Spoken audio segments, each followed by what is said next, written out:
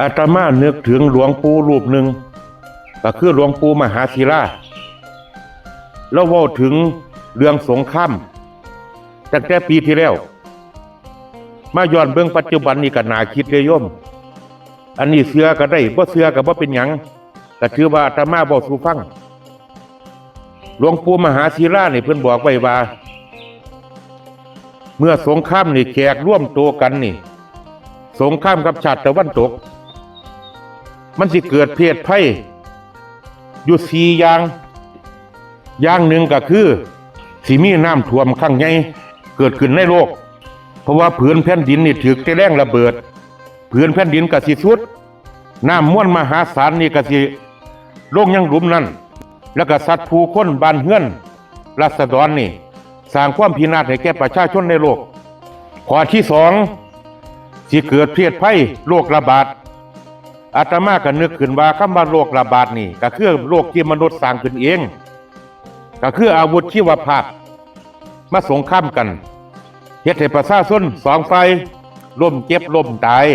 ในห้วยหนองน้ำคลองบึงสิมีแต่สารเคมีการสัญจรไปมาระหว่างเมืองก็สิถูกตัดขาดอินเทอร์เน็ตนี่ก็บ่มีใช้คือความหมายของเพิ่นข้อที่3สิเกิดแผ่นดินไหวภูเขาไฟใต้พื้นดินปะทุออกมาเพราะว่าสั้นผืนแผ่นดินของโลกเฮารับน้ำหนักบ่ไหวเพราะว่าคนในโลกนี่พากันใส่แต่อาวุธรุนแรงก็สร้างความเสียหายให้กับชั้นบรรยากาศของโลกพวกลาวาที่อยู่ใต้ผืนโลกก็ปะทุออกมาทำลายผู้คนที่อยู่บนโลกเกิดความเสียหายอย่างใหญ่หลวงข้อที่4นี่ก็คือผู้นำอยู่เทิงโลกใบนี้บ่ว่าสิเป็นผู้นำต่างๆสิเกิดแต่ความโมหะก็คือความหลงในอำนาจหลงในความโลภแต่ละฝั่งแต่ละฝ่ายก็อ้างว่าเจ้าของเฮ็ดถูกต้อง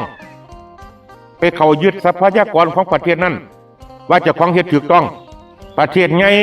สิทำลายประเทศที่น้อยกว่าเพื่อหวังทรัพยากรหลวงปู่มหาศิลาเพิ่นบอกไว้ว่า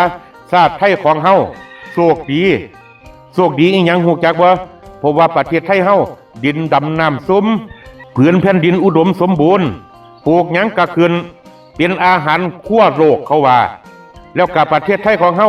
สิมีหน้าที่อุ้มชูศาสนาพุทธให้ครบอย่างต่ำ5,000 ปีเพราะว่าคนในชาติไทยของเฮามีเก้าอี้3ขาโยมเก้าอี้3ขาคือหยังก็คือพระพุทธพระธรรมพระสงฆ์แล้วอีกสิ่งหนึ่งที่เฮ็ดให้คนไทยอยู่รอดก็คือทานศีลภาวนา